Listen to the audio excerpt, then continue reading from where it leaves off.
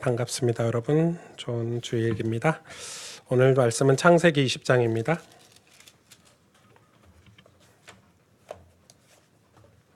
창세기 10장 1절에서 18절 말씀을 제가 대신 봉독해 드립니다. 아브라함이 거기서 네게부 땅으로 옮겨가 가데스와 술 사이 그랄에 거류하며 그의 아내 사라를 자기 누이라 하였으므로 그랄 왕 아비멜렉이 사람을 보내어 사라를 데려갔더니 그 밤에 하나님이 아비멜렉에게 현몽하시고 그에게 이르시되 내가 데려간 이 여인으로 말미암아 내가 죽으리니 그는 남편이 있는 여자임이라. 아비멜렉이 그 여인을 가까이 하지 아니하였으므로 그가 대답하되 주여 주께서 의로운 백성도 멸하시나이까. 그가 나에게 이는 내 누이라고 하지 아니하였나이까. 그 여인도 그는 내 오라비라 하였사오니 나는 온전한 마음과 깨끗한 손으로 이렇게 하였나이다. 하나님이 꿈에 또 그에게 이르시되 내가 온전한 마음으로 이렇게 한 줄을 나도 알았으므로 너를 막아 내게 범죄하지 아니하게 하였나니 여인에게 가까이 하지 못하게 함이 이 때문이니라. 이제 그 사람의 아내를 돌려보내라. 그는 선지자라. 그가 너를 위하여 기도하리니 내가 살려니와 내가 돌려보내지 아니하면 너와 내게 속한 자가 반드시 죽을 줄 알지니라. 아비멜렉이 그날 아침에 일찍 일어나 모든 종들을 불러 그 모든 일을 말하여 들려주니 그들이 심히 두려워하였더라. 아비멜렉이 아브람을 불러서 그에게 이르되 내가 어찌하여 우리에게 이렇게 하느냐. 내가 무슨 죄를 내게 범하였기에 내가 나와 내 나라가 큰 죄에 빠질 뻔하였느냐. 내가 합당하지 아니한 일을 내게 행하였다다 하고 아비멜렉이 또 아브람에게 이르되 내가 무슨 뜻으로 이렇게 하였느냐. 아브람이 이르되 이곳에서는 하나님을 두려워함이 없으니 내 아내로 말미암아 사람들이 나를 죽일까 생각하였으며 또 그는 정말로 나의 이복 누이로서 내 아내가 되었음이니라. 하나님이 나를 내 아버지의 집을 떠나 두루 다니게 하실 때에 내가 아내에게 말하기를 이후로 우리의 가는 곳마다 그대는 나를 그대 오라비라 하라. 이것이 그대가 내게 베풀 은혜라 하였노라. 아비멜렉이 양과 소와 종들을 이끌어 아브람에게 주고 그의 아내 사라도 그에게 돌려보내고 아브람에게 이르되 내 땅이 내 앞에 있으니 내가 보기에 좋은 대로 거주하라 하고 사라에게 이르되 내가 은 1000개를 내 오라비에게 주어서 그것으로 너와 함께한 여러 사람 앞에서 내 수치를 가리게 하였노니 내 일이 다 해결되었느니라. 아브라함이 하나님께 기도하매 하나님이 아비멜렉과 그의 아내와 여종을 치료하사 출산하게 하셨으니 여호와께서 이왕에 아브라함의 아내 사라의 일로 아비멜렉의 집의 모든 태를 닫으셨음이더라. 아멘.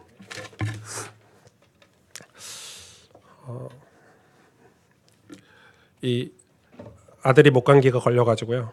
저도 조금 옮아온 것 같아요.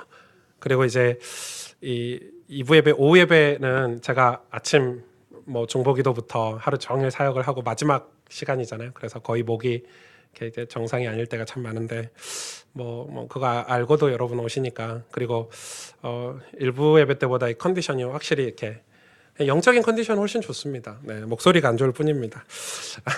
두 번째 설교를 하는 거라서 훨씬 컨디션이 좋고 그래서 아마 1, 2부 예배를 다 들으시는 분들이 이렇게 조금씩 늘어나고 있고 왜냐하면 제가 1, 2부 예배 설교를 조금씩 다르게 한다는 걸 아마 이제 여러분 느끼고 계시는 것 같고 본문은 같고 어떤 흐름은 같은데 조금 적용점이 다르지 않은가 이렇게 생각을 하고 있습니다. 이 사도행전 7장 2절 4절에 보니까 그 스데반 집사가 아브람에 대해서 이렇게 설교를 하고 있어요. 한번 찾아보실래요? 사도행전 7장 2절 4절에 이렇게 기록하고 있죠. 제가 읽어드릴게요. 스데반이 이르되 여러분 부영들이여 들으소서. 우리 조상 아브람이 하란에 있기 전 메소포타미아에 있을 때에 영광의 하나님이 그에게 보여 이르되 내 고향과 친척을 떠나 내가 내게 보일 땅으로 가라 하시니 4절에 아브람이 갈대아 사람의 땅을 떠나 하란에 거하다가 그의 아버지가 죽음에 하나님이 그를 거기서 너희 지금 사는 이 땅으로 옮기셨느니라 이렇게 기록하고 있죠. 이 아브라함이 언제 이렇게 지금 이 땅 강을 건너서 지금 거주하는 이 가나안 땅에 오게 됐냐면 처음부터는 아니죠. 근데 이 아브라함이 원래 살던 곳이 이 메소포타미아고 갈대아 우르라는 그런 조그만 도시에 살게 됐는데 그 아버지 이름이 데라죠, 데라. 그래서 어느 날 갑자기 아브라함에게 하나님의 영광이 나타났어요. 여러분 생각해 보세요. 아브라함이 신앙생활을 했을까요? 그 전에? 안 했죠. 예수 믿는 사람이 아니에요. 그냥 예수 믿는 사람이 아닌 게 아니라 우상을 만들어서 팔던, 우상을 섬기던 집안의 이 아이예요. 그렇게 자란 거예요. 그러다가 어느 날 갑자기 하나님의 영광이 아브라함에게 나타났어요. 그런데 이 아브라함이 처음에 하나님이 뭐라고 말씀하시냐면 이 친척 아버지 집을 떠나라 했는데 아브라함 입장에서 혼자 떠날 수가 없었죠. 그의 아버지도 이야기하고 조카에게도 얘기하고 가족들에게 다 얘기를 했을 거예요. 그런데 참 신기하게 그 아버지 데라도 아들의 말을 듣고 떠났어요. 요즘 같으면 있을 수 없는 일이죠. 요즘 생각해 보세요. 이제 우상을 섬기는 집에서, 믿지 않는 집에서 아들이 교회를 다니는데 아빠, 엄마, 형제들 다 나랑 교회 갑시다 뭐 이런 상황인데 뭐 쉽게 가지 않죠. 이 아들이 갑자기 하나님의 영광이 임했다는데 사실 이 아브라함도 그 당시에는 하나님이 누군지 잘 몰랐어요. 그냥 이 요즘으로 말하면 꿈에 나타나 가지고 하나님이 그 영광을 보여주고 떠나라 하니까 두려운 마음에 떠나는 거지. 그 당시 하나님이 어떤 분인지 하나님에 대한 인식 자체가 아브라함에게도 없었죠. 뭐 사전 지식이 있었던 것도 아니에요. 어렸을 때부터 뭐 기독교 집안에서 성경을 읽었다든지 요즘처럼 뭐 크리스마스다 뭐 예수 그리스도에 대해서 수업 시간에 종교에 대해서 배우고 이런 것도 아니잖아요.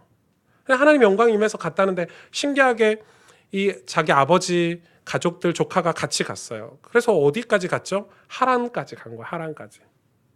근데 이 하란에서 멈춰버렸어요.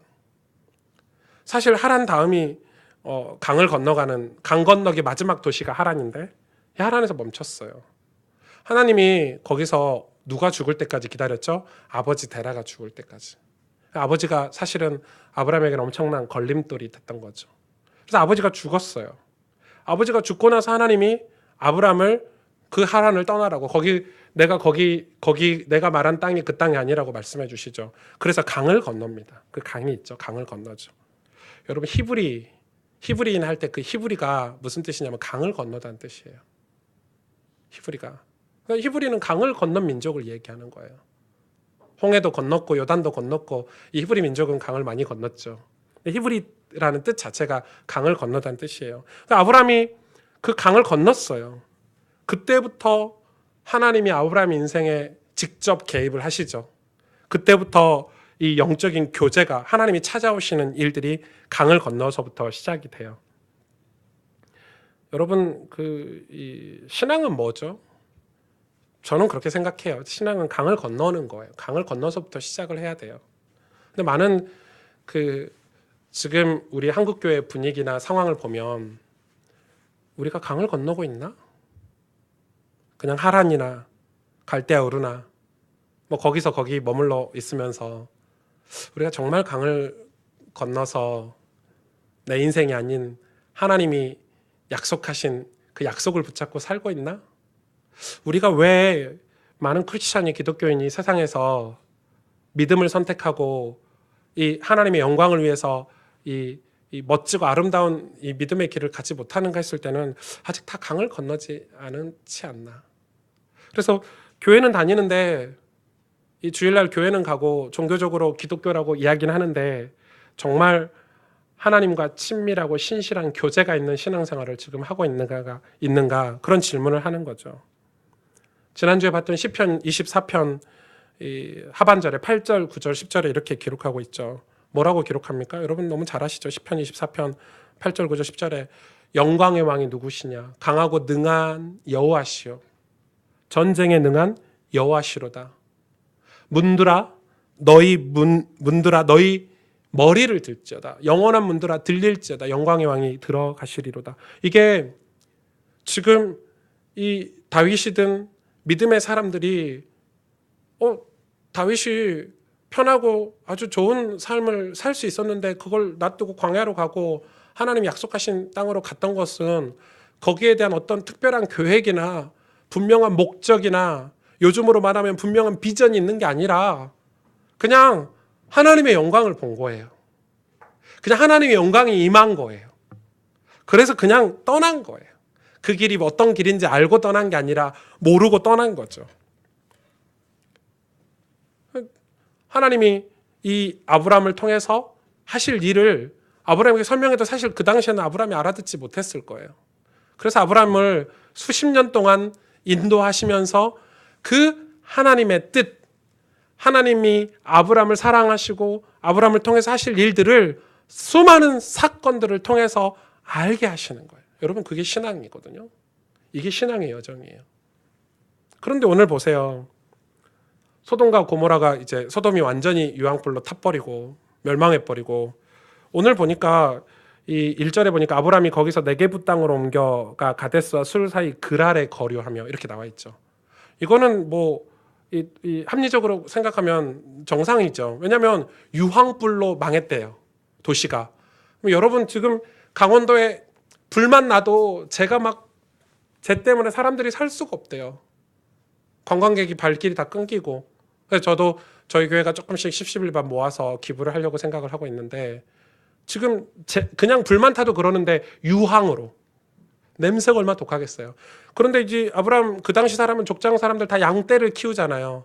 목초지가 불로 다 타버렸지 않겠습니까? 그래서 살아남은 사람들은 새 땅을 향해서 가는 거예요. 새 땅을 향해서 갈 곳이 어디 있습니까? 다 부족 국가인데, 다 왕이 있고 이 민족들이, 나라들이 다 자리를 잡고 있는데 갈 곳이 없잖아요. 그래서 아브라함이 그랄이라는 땅으로 이제 당연히 피해서 그 재난 지역을 피해서 새로운 땅을 향해서 가족들도 먹여야 되겠고 양들도 이 풀을 먹여야 되겠고 자기도 먹고 살아야 되니까 이 그랄이라는 곳에, 새로운 곳에 간 거예요. 거기 그랄에 딱 갔더니 거기에 누가 있냐면 그 나라 왕, 그랄 왕 이름이 아비멜렉이에요. 근데 이 아비멜렉은 사람 이름은 아니고 그 그랄의 왕은 무조건 아비멜렉인 거예요. 이해 가시죠? 직분처럼. 이 아비멜렉이라는 이 왕이 그 그랄의 왕인 거예요. 그런데 여기서 무슨 일이 벌어졌어요? 이 아브라함이 뭐가 두려웠는지 또 20년 전처럼 애굽에 갔을 때처럼 자기 아내 사라를 누이라 해라. 그때는 사라를 잡아가려고 할 때 임기응변으로 사라는 누이예요 이렇게 말했는데, 오늘은 아예 그랄 가기 전부터 사라에게 부탁을 한 거예요. 내 목숨이 살아야 되니까, 나 죽기 싫으니까 당신이 내 누이라고 말해줘라. 그게 당신이 나에게 베풀 은혜다. 뭐 이런 말도 안 되는 찌질한 그런 자기 와이프한테 부탁을 하는 거죠. 아브라함이 뭘 두려워했죠? 오늘 보니까 이 11절에 보니까 그 땅에는 하나님을 두려움이 없으니 내 아내로 말미암아 사람들이 나를 죽일까 또 걱정하기 시작한 거죠. 이게 아브라함 밑바닥에 깔려있는 두려움이요. 근데 그럴 수밖에 없는 게, 저는 이 아브라함이 100번 1000번 이해가 가는 게, 남의 땅, 남의 나라에 지금 수많은 가족들과 재산과 양들을 이끌고 가는데 이런 두려움이 없겠어요? 내가 죽으면 내 아내를 누가 먹여 살리고 내 자식을 누가 먹여 살리고 우리 양들을 누가 보살피냐? 나는 살아야 되겠다. 이런 마음으로 원천 봉쇄하는 것처럼 당신 내 누이라 해라. 엄청 찌질한 거죠. 근데 사실은 여러분, 이걸 두 번째나 똑같이 한번 잘못했으면서 또 하는 거죠. 여러분, 이게 이 아브라함의 또 실수잖아요. 여러분, 아마 여러분 여기 계신 우리 청년들, 자매들, 집사님들, 권사님들 이런 남편 만났으면 환장하겠죠. 속된 말로 계속 지 살겠다고, 지 목숨을 위해서 당신 내 누이라 해라. 저는 조금 죄송합니다. 이해가 안 가는 게, 지금 사라의 나이가 몇 살이죠? 99세예요. 애굽 갔을 때도 우리가 할머니를 어떻게 좋아하지, 애굽 왕이. 그때 20년 전인데도 그때도 막 할머니인데 이렇게 설교를 했던 기억이 있어요. 근데 오늘은 99세인데 이 그랄왕이 얼마나 괜찮은 사람이냐면요, 이 그랄왕은 정말 멋쟁이거든요. 근데 이 왕이, 그러니까 아브라함이 지금 99세인 자기 아내를 걱정하는 거죠. 얼마나 매력 있고 멋있고 이 아내가 얼마나 아름다웠는지는, 여러분, 아무리 멋있고 매력 있고 아름다워도 99세인데요. 나이가 할머니보다 더 할머니잖아요. 그러니까 그게 조금 퀘스천이에요. 이건 천국 가서 물어봐야 될 것 같고요. 이 성경을 아무리 뒤져봐도 해석이 안 돼 있어요. 왜 도대체 사라가 어떤 인물이길래, 어떤 매력이 있길래. 그런데 지금 이 그랄에서 이 누이 사건, 아비멜렉에게 내 누이다라고 하는 이 애굽에 갔을 때 실수를 반복했다는 것은, 저는 하나님이 우리를 위로하시기 위해서, 저와 여러분을 위로하시기 위해서, 우리가 여러분 예수 믿으면 막 금방 성숙해지면 얼마나 좋을까요? 우리가 예수 믿고 막 갑자기 막 영적인 지혜가 생기면 얼마나 좋을까요? 그리고 좀 나이가 들고 교회에서 직분을 받으면 엄청난 지혜가 생기고 명철이 생기면 얼마나 좋을까요? 얼마나 좋을까요? 그런데 안 그러는 거예요. 안 그러는 거예요. 우리는 반복적인 실수를 해요. 제가 제 안에 진짜 약점이 많은데, 약점이 한 1000개, 10,000개 되겠죠. 근데 그 중에 제가 진짜 싫어하는 약점이 있어요, 제 안에. 근데 그게 징그럽게 안 떨어져요. 그러니까 제가 보세요, 이 약점을 언제 발견했냐면 대학교 때 발견했거든요. 벌써 20년 전 아닙니까? 그런데 이 약점이 얼마나 안 떨어지냐면 좀 징글징글해요, 세상 표현으로. 제가 막 기도하고 막 하나님 말씀으로 역사해 주시고 이것 좀 이렇게 떼갖고 이렇게 버렸으면 좋겠는데, 이게 영적인 거라 떼지도 않고 마음속에 붙어 있는 거라 떼지지도 않고, 이거 할 때마다, 이게 드러날 때마다 짜증나고 화가 나는데, 나 이렇게 안 살고 싶은데, 내가 왜 이렇게 남 얘기하고, 왜 이렇게 남을 미워하고, 왜 이렇게 남을 정죄하고 사는지, 이것 좀 안 하고 싶은데 이게 내 안에 계속 있으니까, 이 죄가. 마치 지금 아브람도 그러는 거예요. 여러분, 우리가 막 예수 믿으면 막 금방금방 성숙해지고 금방금방 지혜가 생겨서 막 이렇게 충만한 사람이 되면 얼마나 좋겠습니까? 여러분, 저를 쳐다보시는 게 여러분은 금방 성숙한 것처럼 이렇게 실수도 안 하고 완벽한 그런 성령 충만한 사람처럼 저를 쳐다보십니다. 아니죠. 우린 늘 실수하죠. 반복적인 실수를 해요. 그래서 은혜가 필요한 거예요. 그래서 우리 인생에 늘 그 은혜가 필요한 거예요. 그 은혜가 우리를 붙들어 일으켜 세우는 거예요. 여러분, 이게 얼마나 중요한데요. 근데 이에 반해서 이 아비멜렉이 얼마나 괜찮은지 오늘 성경 보셨잖아요. 이 아비멜렉이 사연이 있었어요. 그냥 사라를 데리고 온 게 아니에요. 이 사라를 데리고 왔는데 아비멜렉이 물어봤단 말이에요. 사라에게 물어보고 아브람에게 물어봤단 말이에요. 이 여자가 결혼을 했느냐? 아니요.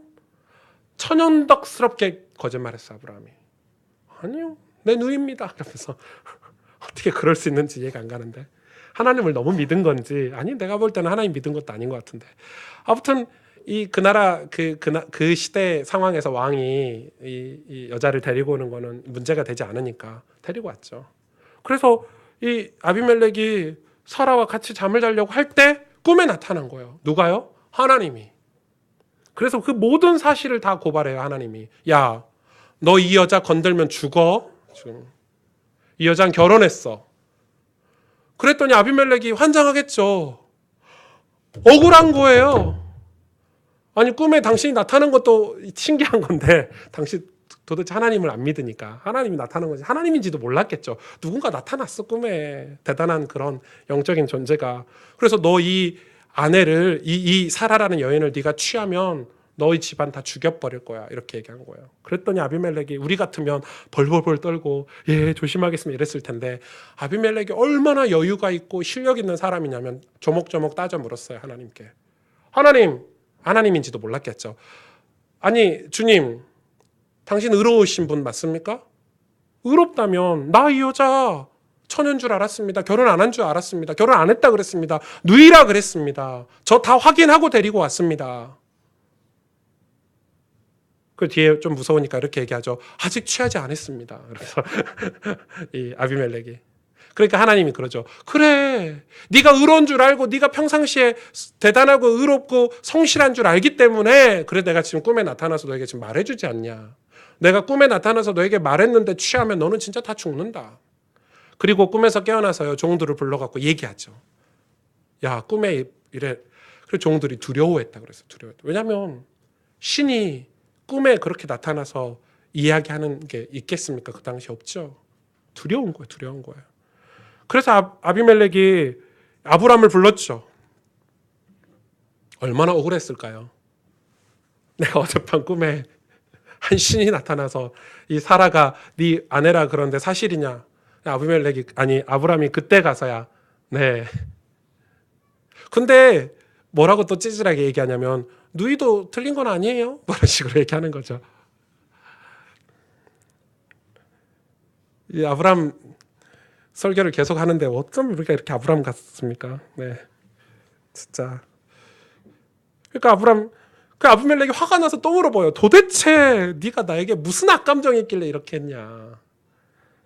이 아비멜렉이 얼마나 괜찮냐면요. 나중에 이 아브라함에게 이 엄청난 양과 소와 종들을 주죠.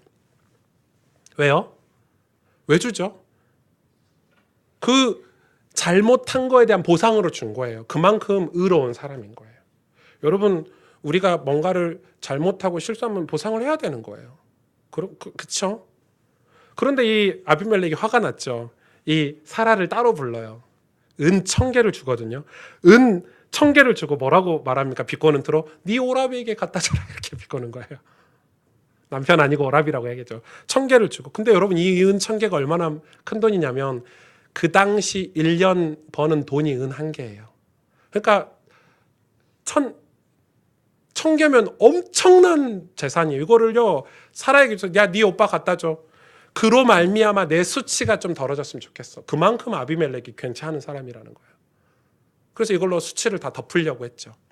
그러니까 지금 이 아비멜렉은 엄청 신사고요. 매너가 있고요. 교양이 있어요. 심지어는 그릇도 넓어요.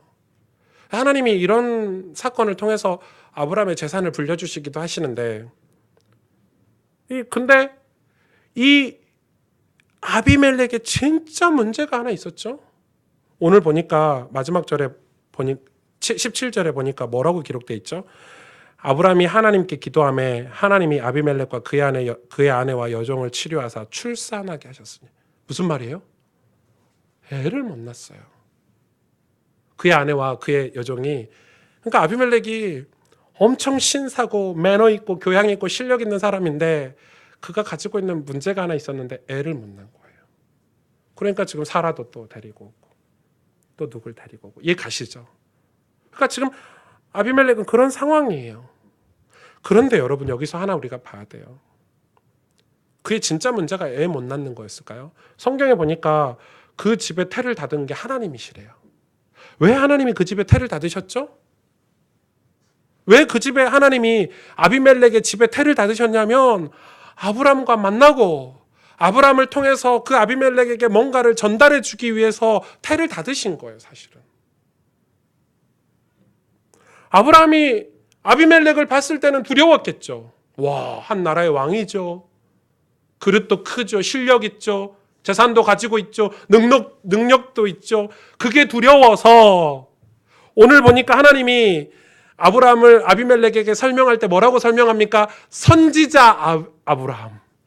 그래서 성경의 최초의 선지자는 아브라함이거든요. 선지자 아브라함이라고 소개할 만큼 아브라함은 이제 믿음도 커지고 실력도 커졌는데 거기서 또 두려운 거예요. 뭐가 두렵습니까? 세상에 두려운 거예요. 이해가 되신가요? 그의 모습을 보고 아브라함이 죽을까 또 두려운 거예요. 그랄 땅으로 새 땅으로 갔는데 또 두려운 거예요. 여러분 이거는 저는 너무 많이 경험해가지고요. 이런 거죠. 제가 진짜 막 은혜를 받을 때가 있었어요. 여러분 제가 고등학교, 대학교 때 은혜를 받을 때는 지금하고 비교가 안 됐죠. 그때는 이렇게 학교 끝나면 대학교 다닐 때는 수업이 끝나면 늘 교회를 갔었어요. 매일 everyday. everyday. 제가 이렇게 강력하게 영어를 쓰는 것은 매일. 왜요? 뭐하러요? 기도하러. 왜냐하면 가슴이 벅차가지고 그냥 집에 갈 수가 없었어요. 그런 감정 느껴보셨어요? 그냥 뭔가로 충만했었어요. 그런데 그 충만한 상태로 산 게 아니에요. 그 충만한 삶을 살았는데 그걸 가지고 학교에 가거나 세상에 갔을 때는 그 충만한 영광이 떨어지지 않고 사람들에게 잘못 보이면 안 되니까 내 삶을 회개하면서 살았어요. 여러분 이 양쪽 삶이 다 가능해요. 가능해요. 이 하나님의 영광을 보면서 살면 내 삶에서도 그 영광을 유지하고 그 영광을 드러내고 내 안에 계신 예수 그리스도를 설명하기 위해서 내 삶을 하나님 앞에서 정돈하고 최선을 다해서 성실하게 살았던 때가 있었어요. 그때만 해도요, 제일 어려울 때 아닙니까? 제 삶이 가난하고 힘들 때, 책 한 권 사볼 돈이 없을 때 아닙니까? 밥을 뭐 일주일씩 굶고 이렇게 이럴 때죠. 그런데도요, 불편한 게 없었어요. 부족한 게 없었어요. 그의 영광으로 충만하니까 그게 뭐 이렇게 세상을 다 가진 것 같았어요. 그런데 신기하죠. 제 앞에 뭐가 딱 놓였어요. 어떤 자리가 생겼어요. 야, 승주야, 너 이것 좀 해봐. 승주야, 너 이 자리에 좀 보내줄게. 오이씨, 사람이 완전 달라지는 거 있죠. 그러면 이렇게 충만하고 이런 성실한 삶을 가졌기 때문에 하나님이 이 자리를 주셨을 텐데 이 성실하고 충만한 걸 가지고 가서 거기서도 하면 되잖아요. 제 마음이 이 자리 가려면 인맥이 필요해. 이 자리 가려면 좀 머리 좀 써야 되겠는데? 책 좀 봐야 되겠네? 이 자리 가려면은 어떤 실력도 갖춰야 되겠고 이 자리 가려면은 재력 있는 사람들하고 교제도 좀 해야 되겠네? 뭐 이런 어떤 동기가 야망이 딱 생기니까요. 이 충만했던 거를 내버려버리더라고요. 그리고 뭘 찾는 줄 아세요? 그때부터 인맥을 찾고 그때부터 뭐 이렇게 제가 딱 그랬다니까요. 제가 딱 그 경험을 했다니까요. 얼마나 웃겨요, 여러분. 지금 아브라함이 딱 그런 상황인 거예요. 하나님이 지금 선지자로 아브라함을 그랄이라는 곳에 보냈어요. 새 땅에 보냈어요. 새 나라에 보냈어요. 왜 보냈겠어요? 진짜 유황불 때문에 소돔이 살기 힘들어서 그 땅에 가서 새로 이게 양들 풀 먹이라고 우리 집 잘 먹고 잘 살라고 보내셨을까요? 아브라함이 늦게 깨달았어요. 여러분, 아브라함이 지금 이 다음 주에 이제 사라를 통해서 이삭을 낳잖아요. 이삭을 통해서 하나님이 오실 메시아에 대한 언약을 아브라함에게 전달하는데 거기까지 그 충만한 언약 백성이 이 믿음의 조상이 되기까지 아브라함을 지금 하나님 훈련시키시는 과정인 거예요. 아브라함이 이걸 깨달았어요. 늦게 깨달았어요. 왜 아비멜렉인가? 왜 그랄인가? 하나님이 왜 나를 이 땅으로 보내셨는가? 왜 아비멜렉을 만나게 하셨는가? 그쵸. 그때서야 아브라함이 하나님께 기도를 해요. 17절 보세요. 아브라함이 하나님께 기도하매. 사실 이거를 이 하나님이 꿈에 아비멜렉에게 얘기를 해주셨어요. 그가 너를 위해서 기도할 거다. 선지자다. 하나님이 보내신 건 분명히 그것 때문이에요. 아브라함이 하나님께 기도하며 그 아비멜렉의 집에 닫혔던 모든 태를 다 여종과 아내를 치료하사 출산하게 하셨어요. 이게 아브라함의 위치예요. 하나님이 우리를 믿음으로 훈련시키시는 이유예요. 하나님 우리를 여러분 우리가 왜 성공해야 돼요? 여러분 왜 우리가 출세해야 돼요? 우리가 이 대도시에서 왜 살아가야 돼요? 우리가 이걸 모르면 의미가 없는 거예요. 그런데 우리 심령은, 우리 마음은, 인간은 정말 모른 척하고 싶은 게 세상이에요. 안 그렇습니까? 세상이 좋습니까? 나에게 상처를 주고 나에게 아픔을 주고 나에게 고난을 주는 세상이 좋습니까? 제가 세상이라고 표현했지만 여러분 그 세상에 누군가 이름이 들어가 있잖아요. 근데 그 세상을 정말 모른 척하고 싶잖아요. 아브라함에게 그랄은 그런 곳일 수 있어요. 소돔 때문에 한번 됐잖아요. 근데 그랄에 와서 그냥 조용히 그냥 살고 싶었는데 또 사건이 벌어지죠.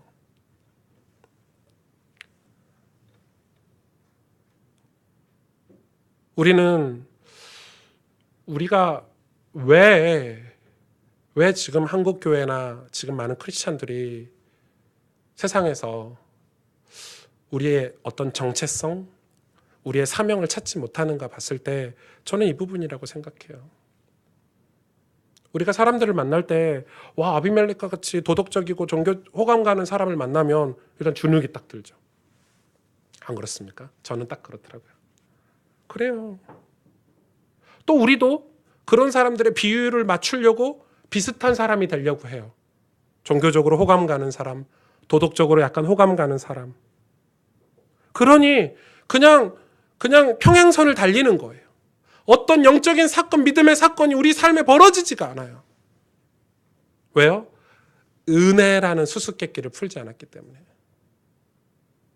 여러분, 우리가 은혜라는 수수께끼를 이해하지 못하기 때문에 은혜라는 수수께끼를 풀어야 내 삶에 하나님의 영광이라는 게 풀려야 이 땅에 나를 보내신 이유가 보이게 되고 우리 가정에 나를 태어나게 하신 이유가 보이게 되고 우리 주변에 나를 괴롭히는 것 같은 저 원수들이 그제서야 하나님 마음으로 보이게 되는 거예요.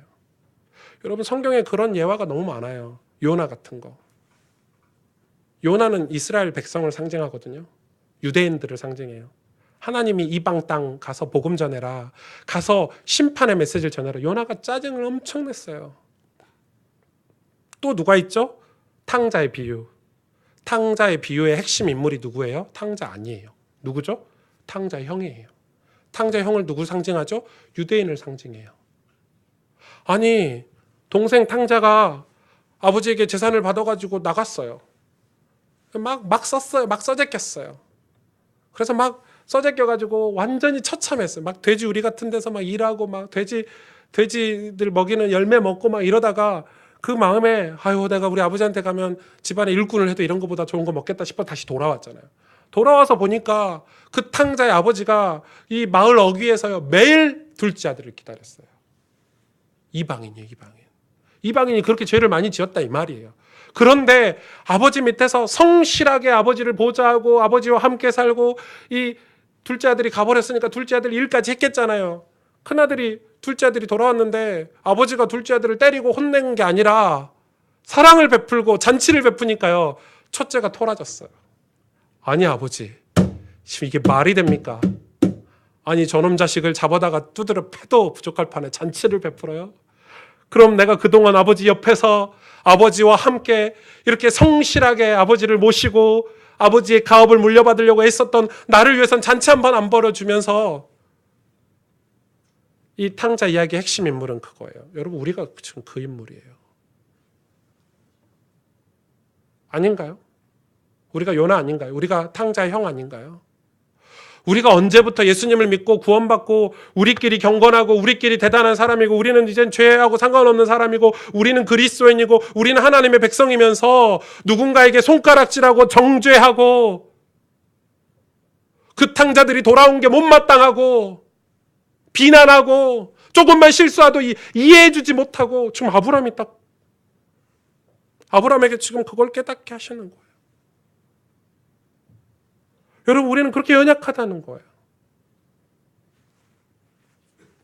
은혜를 못 받으면. 그래서 우리가 하나님께 그 은혜를 공급받은 은혜라는 수수께끼가 풀려서 그 은혜를 먹고 마시면요. 여러분 은혜를 성경에서 얘기하잖아요. 일하는 자가 이 싹스를 받을 때 보스로 받으면 그건 은혜가 아니래요.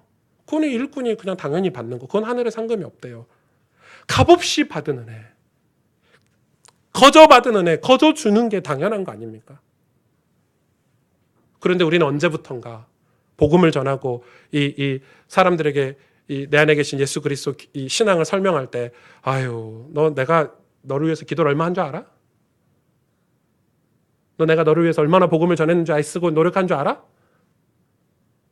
지금 제 억양을 말을 이런 거 내가 너를 위해서 많이 기도했어 이거 하지 말란 말이 아니라 말 억양을 잘 들어보세요. 제가 연기를 잘 못하지만 내은 거죠. 내의. 너 왜 내가 복음 전했는데 영접 안 해? 내가 너 왜 교회 가자는데 안 가? 그게 하나님께 은혜 받아서 은혜를 전달하는 것입니까? 그게? 아니죠. 여러분, 신앙은요 마음이에요. 정성이에요. 여러분, 교회 일은 이 교회에서 주는 상금이 없어요. 왜요? 정성이니까. 누가 아무도 말하는 사람도 없어요. 정성 들여서 하는 거예요. 왜? 은혜 받은 걸 가지고 정성 들여서 하는 거예요. 사역은 그런 거예요. 우리가 복음을 전하는 거, 중보하고 기도하는 거, 그런 거예요. 하다못해 인간도 은혜를 받으면 잊지 않는데요. 제가 군대를 갔을 때 제가 한참 군대 가서 상태가 안 좋았어요. 군대를 갔는데 저희 부대가 교회를 안 보내줘요. 한 4개월? 3개월, 4개월 동안 교회를 못 가니까요. 여러분 제가 신학교를 다니다 교회를 갔잖아요. 아니 그 부대를 갔잖아요. CR도 안 먹히대요. 와, 보통 신학교 다니다 왔으면 그것도 우리나라에서 좀 괜찮은 신학교를 다니다 왔으니까 이렇게 뭐 이렇게 교회라도 가라 이렇게 할 때 보더니 아 우리는 교회 안 가? 뭐 이런 식이에요. 뭐 제 상태도 안 좋았을 뿐더러 교회도 안 보냈으니까 얼마나 힘들었겠어요. 그러다 한 4개월 만에 교회를 갔어요.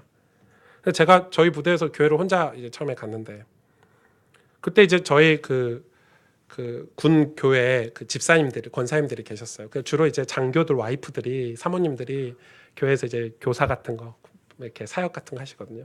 그 중에 이순귀 그때 당시 집사님이셨는데 지금은 뭐 권사님 되셨고요. 이분이 저를 엄청 보살펴 주셨어요. 정말 많이 보살펴 주셔요. 그분 카톡 사진 아직도 제 사진이 있어요. 저 군대 있을 때 사진이. 그러니까 근데 이분이 저는 그냥 군대에서 좀 도와주시니까 뭐 밥도 사주시고 이렇게 도움도 주시고 그분 남편이 소령이셨는데 이렇게 도움을 많이 주셨고 같이 찬양팀도 하고 제가 제대할 때까지 교회 사역을 하고 이렇게 신앙생활 하는데 엄청난 영향을 주셨어요. 저는 이제 제대하고 끝난 줄 알았죠. 근데 제가 제대하고 학교에 복학하는데 돈이 없어서 학비가 없었거든요. 저희 집에서 이렇게 어머님이 잘 못 해줄 때. 근데 이분이 뭐 이렇게 전화를 하다가 이제 그런 게 좀 전달이 되는 모양이에요. 그랬더니 제 학비를 한 학기 학비가 작지가 않아요. 대학교 학비가. 그 학비를 보내오셨어요. 여러분 제가 그 고마움을 잊을 수 있겠어요?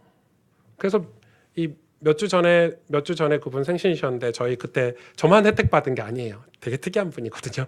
그때 같이 신앙생활 친구들끼리 그분 생신 챙겨드리고 모임도 하고 요즘도 모임하고 있어요. 정기적으로. 벌써 20년 전 일이에요. 여러분 사람이 은혜를 받으면요 인간에게도 있질 않아요. 그런데 지금 우리가 받은 이 은혜는 그런 은혜가 아니잖아요. 여러분 하나님께로 온 은혜예요. 구원의 은혜예요. 억만지할 가운데 벌레 맛도 못한 우리가 십자가의 보혈로 구원을 받았어요. 이게 어떻게 우리의 의입니까? 어떻게 우리의 종교성이 들어갈 수 있습니까? 여기에?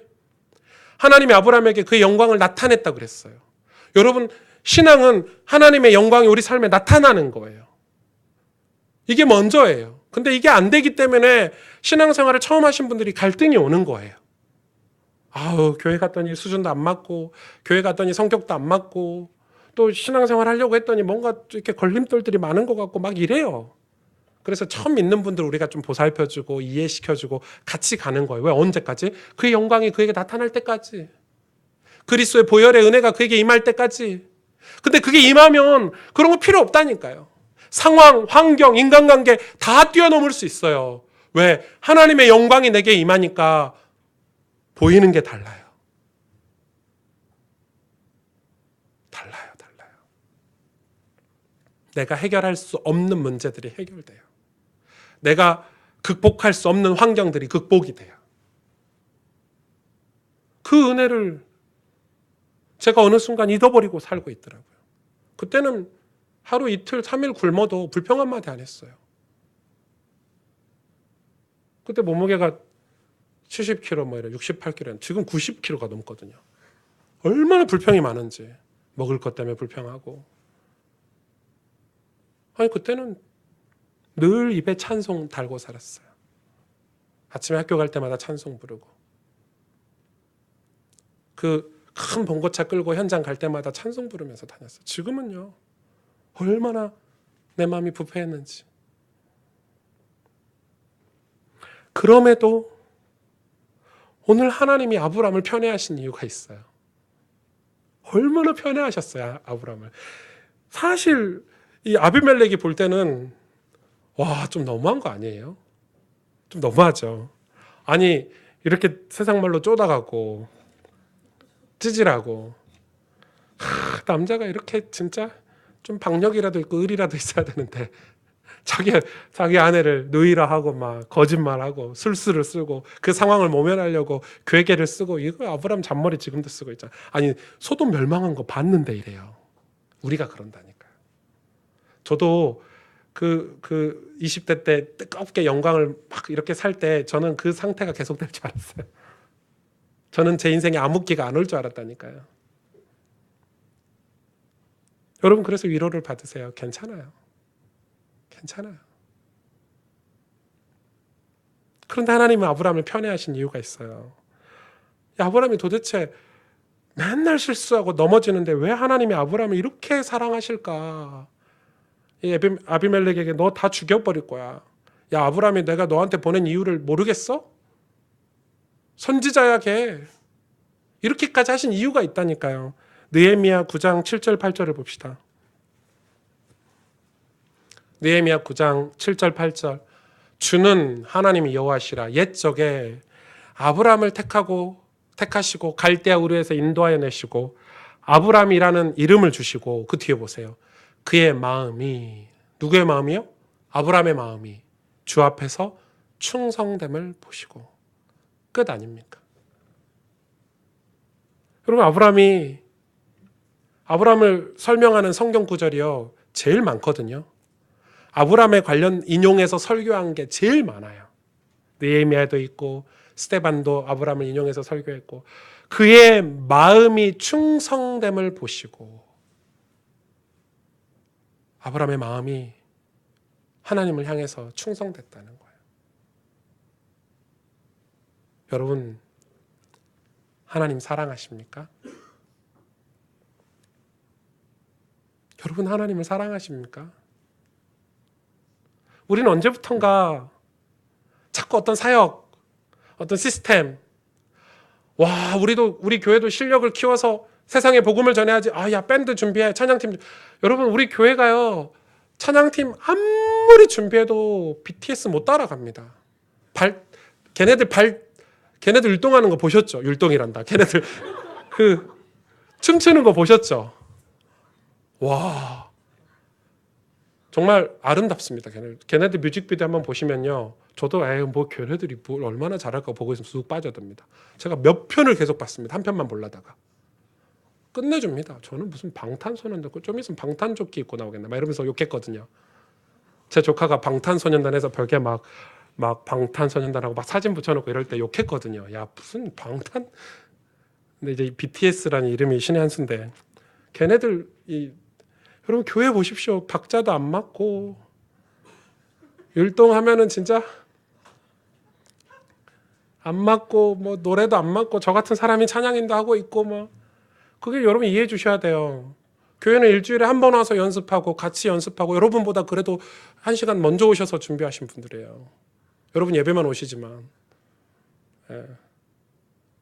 그러니까 교회는 세상 것으로 세상을 살릴 수가 없어요. 자꾸 교회 안에 목사님들이 정치인들이 오고 연예인들이 오면 마치 다 구원받은 것처럼, 전문인들이 오면 마치 그 사람들이 구원받은 것처럼. 맞아요. 귀한 분들이에요. 아비멜렉 같은 분들이죠. 그러나 그를 진짜로 하나님이 아비멜렉을 아브라함을 통해서 보게 하신 것처럼 우리도 그 영혼을 봐야 되고 그들이 하나님의 은혜를 힘입어서 구원을 받아야 되는 건데 언제부터 교회에서요 이상해졌어요. 그래서 그런 걸로 교회가 막 성장하고 부흥한 것 같은데 세상에서는 필요가 없는 존재가 돼버리는 거예요. 우린 뭘 어떻게, 교회가 뭐 하는데요 여러분? 신앙생활이 뭐예요? 은혜 받는 거 아닙니까? 그 보혈의 은혜로 먹고 마시는 곳 아닙니까? 여러분 이 은혜라는 수수께끼가 풀려야 되는 거예요. 이 예수 그리스도의 그 은혜가 우리 삶에 이해가 되고 임해야 되는 거예요. 그 은혜가 임했을 때 교회는 강력했어요. 그 은혜가 교회에 가득했을 때, 그 보혈의 은혜가 충만했을 때 교회는 세상에서 강력했다니까요. 강력하다는 의미 아시죠? 나쁜 의미의 강력함이 아니에요. 수많은 영혼들이 주께 돌아오고 수많은 병자들과 수많은 아픈 사람들과 연약한 사람들이 그 은혜로 살아나고 회복되고 수많은 젊은이들이 하나님께 돌아오고 모였을 때요. 은혜가 철철 넘쳤을 때, 두 손을 들고 하나님을 찬양하는 삶을 살았을 때, 하나님을 경배하고 경외하는 삶을 살았을 때, 근데 우리가 지금 하고 있는 목회는, 지금 한국교회가 바라보고 있는 목회는 틀렸다 이 말이에요, 여러분. 우리가 뭘 잃어버렸습니까? 우리 장로님들, 권사님들이 붙잡았던 그 은혜를 우리가 다 못 받아들이고 지금은 젊은 사람들이 논리적이지 않네요. 그건 좀 우리하고 잘 안 맞아요, 목사님. 성경 이야기가 옛날 얘기지. 성공해야 되는데요. 출세해야 되는데요.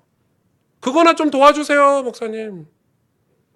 제가 누구하고 사람들하고 얘기할 때요, 은혜를 나누는 대화가 하기 힘든 시대가 돼버렸어요.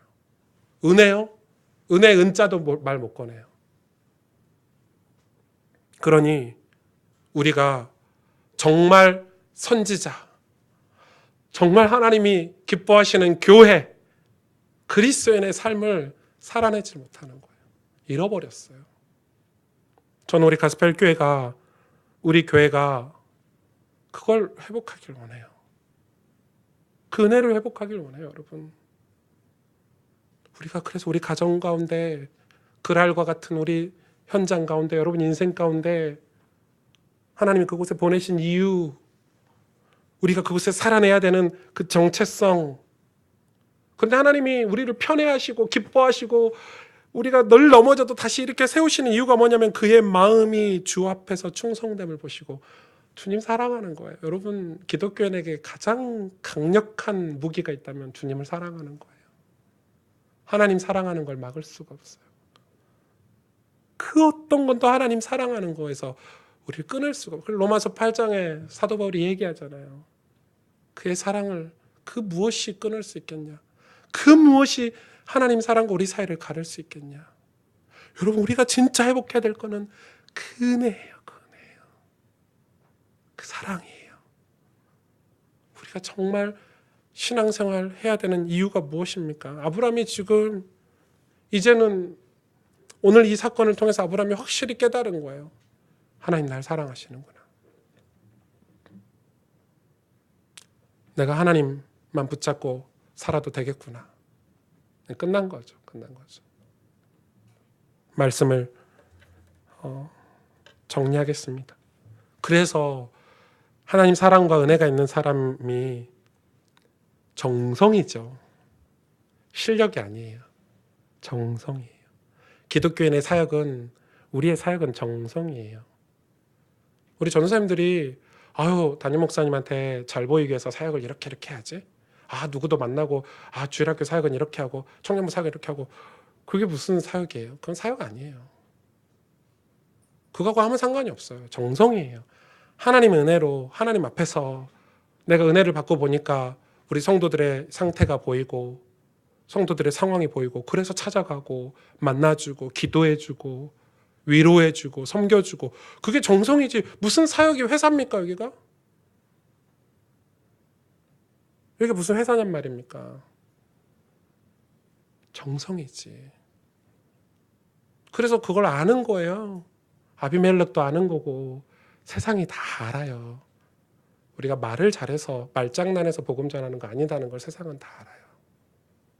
우리의 정성을 안다니까요. 저 사람에게는 하나님 사랑하는 사랑이 있구나. 저 사람에게는 우리가 이해 못할 은혜가 있구나. 아브라함이 하나님께 기도했잖아요. 아비멜렉에 있는 모든 문제를 치료하시고 출산하게 하셨어요. 여러분, 이 은혜가 우리에게 있기를 원해요. 그래서 우리가 이 땅에 영혼들의 문제들, 그의 진짜 문제는 출산 문제가 아니죠. 애를 못 낳은 문제가, 아비멜렉의 진짜 문제 하나님이 누군지 몰랐던 문제예요. 그래서 아브라함을 통해서 하나님을 알게 되는 거예요. 우리가 이 은혜가 우리에게 있기를 원해요. 여러분, 우리 마음에, 우리 내면에 이 은혜가 있는지 없는지, 이 은혜를 먹고 마시는 그런 신앙생활을 하고 있는지 없는지, 우리가 고개를 들고 마음을 열어서 영광의 왕이 들어오시도록 사는지, 그게 우리가 해야 될 신앙생활이라는 거예요. 함께 기도하겠습니다.